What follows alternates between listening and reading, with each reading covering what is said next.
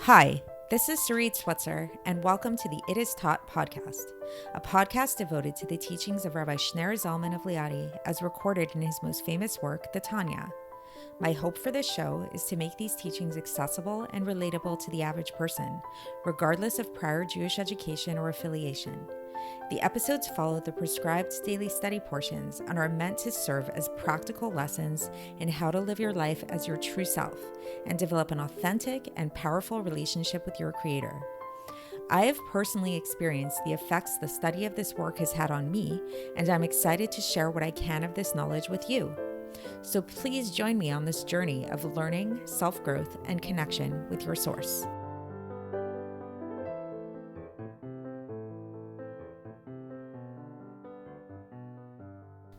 Hi, and welcome to the It Is Taught podcast. This is episode 721 for the 29th of Cheshvan in a regular year.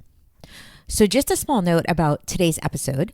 There are some years when there are 29 days in the month of Cheshvan, and there are some years when there are 30 days in the month of Cheshvan.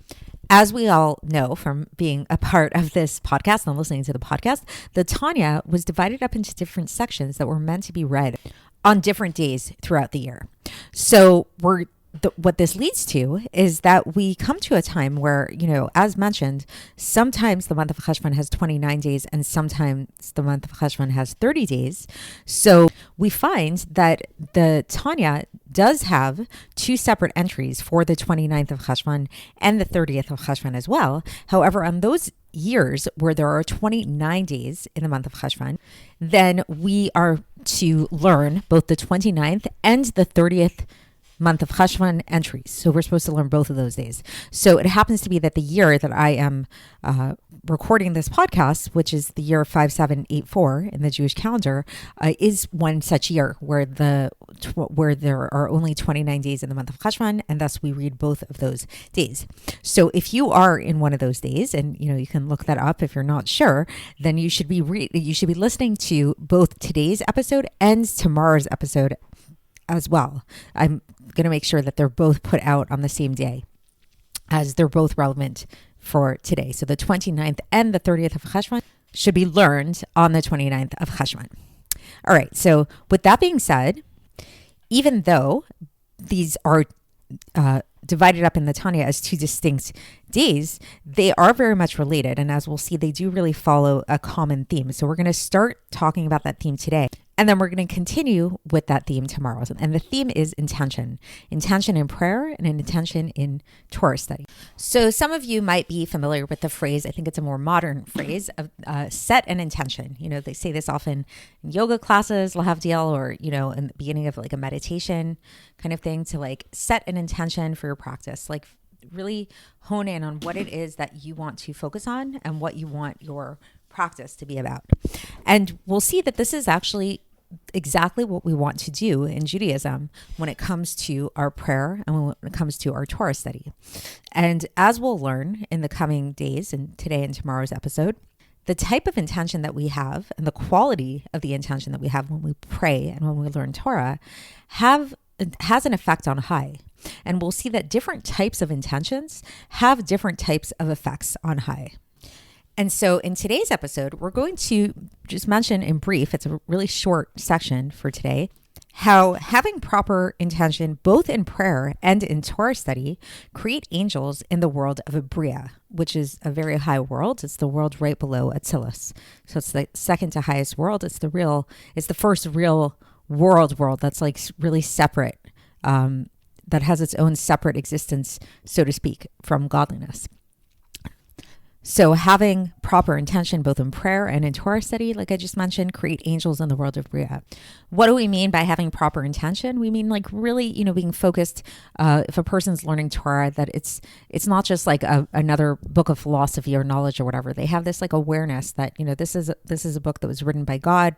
It's a divine book, and a person is really focused in this manner, and they're learning for the right reasons, basically. And when a person has proper intention in prayer, similarly, it's like they're really pouring out their heart to God. There's a real focus there. There's a real connection and communication towards God.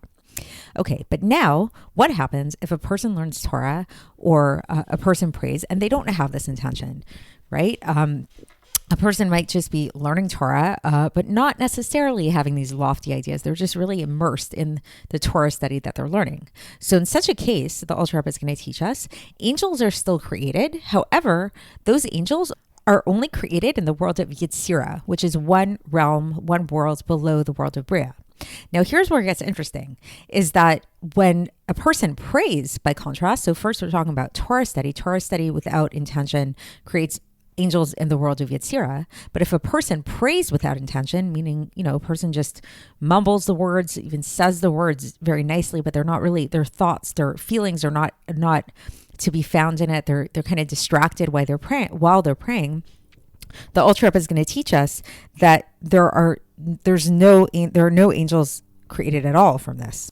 And rather, the prayers are pushed down below, like totally not in the spiritual realms at all, which is kind of puzzling, because if we're saying that if we have the right intention in prayer and Torah study, both of these things create angels in the world of Bria, we would think that by removing that intention, by just, kind of going through the motions neutrally, both in prayer and in Torah study, that would also have a similar effect. But yet we see that there's a different effect for each of these actions. So today's section concludes with this kind of question mark of that this is how it is, but we're not really sure.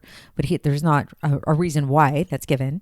And then in tomorrow's Tanya, then we're going to address that very question. And we're going to talk about why. What is the difference between Torah study and between prayer that creates such different effects on high in terms of the intention that we have. And we're also going to talk a little bit more about what we mean by intention. And we'll see that there's actually a third category to intention. There's intention that is a positive intention, and there's neutral intention, like just kind of being distracted or whatever. And then we'll also learn that there's actually a negative intention that a person could have as well. So with that being said, let's get into today's text. For context, we are in Kuntres Acharon, the very last section of the Tanya, and this is the beginning of essay 3. And this essay is focused on understanding something from the writing from a sefer written by Rabbi Chaim Vital, who was the Arizal's foremost student, primary student. And this is taken from the Shar HaYechudim, chapter 2. This is what the Alter Rebbe is going to be focused on today. And in the Shar HaYechudim, chapter 2, he teaches that Torah study without proper intention creates angels in the world of Yetzirah. And we're going to understand what that means. Why angels? Why the world of Yetzirah? What's all of this about? And to support this idea, the Rabbi Chaim Vital cites from the Zohar in Parshat Shlach, where it says there is no voice lost from the world except the voice of Torah and prayer that ascend and pierces the heaven. Meaning to say that when a person prays or learns Torah, then this prayer and Torah ascends on high. There's an ascension that happens. And we're going to get into where it ascends to and how this works and where intention fits into all of this. So the Alter Rebbe specifies and teaches us that when a person prays with intention, then angels are created in the world of Bria, just like intention in learning Torah. So whether a person is praying with intention or learning Torah with intention, then this creates angels in the world of Bria, which, if you recall, Bria is the second to highest spiritual realm. It's right below Atzilus. And however, now here's the interesting thing. When a person prays without intention, then their prayer does not move at all. And this is in contrast to what we just learned about Torah study, right? So this is where we see a little contrast here, that we saw both in the case of Torah study with intention and in the case of prayer with proper intention. Both of these create angels in the world of Bria. However, if a person studies Torah without intention, angels are still created. They just only are created in the level of Yetzirah, which is one realm below. Versus if a person prays without intention, then it doesn't ascend at all. Then it just stays down here in this realm. As it says in the Zohar, Parshat Pekudai, page 245, into the lowest heaven, meaning that it doesn't ascend at all. And these prayers are called invalid prayers, according to the Zohar. And also in the Zohar and Parshat Vayakhel, page 201b, where there's another allusion to this idea of prayer with intention ascending on high. So that's the end of the section for today, and we'll continue along these lines tomorrow when we learn a little bit more about what it is that makes Torah study and prayer different, and why each of these two things create such different effects, even if it seems like we're having a similar kind of intentional focus with it. So stay tuned for that. And as mentioned, if this is a year like this year that I am recording on, that there are only 29 days in the month of Cheshvan, then please go ahead and listen to tomorrow's episode for Lamed Cheshvan for the 30th of Cheshvan right away. And I will speak to you in the next episode in that case. Thanks for listening to the It Is Taught podcast, hosted by Sarit Switzer. This podcast is dedicated in loving memory of my maternal grandfather, Avraham Yitzchak ben Binyamin HaKohen of blessed memory. Music by Shoshana. If you enjoyed this episode and would like to support the show, please share it with others and subscribe on YouTube, Apple iTunes, Spotify, or wherever you listen to podcasts. And make sure to leave us a 5-star review. To find out more about the It Is Taught project, including more information on my soon-to-be published book, please visit our website, itistaught.com. To catch the latest from me, follow me on Facebook, Instagram, and Twitter. Looking forward to speaking with you tomorrow, and until then, have a great day.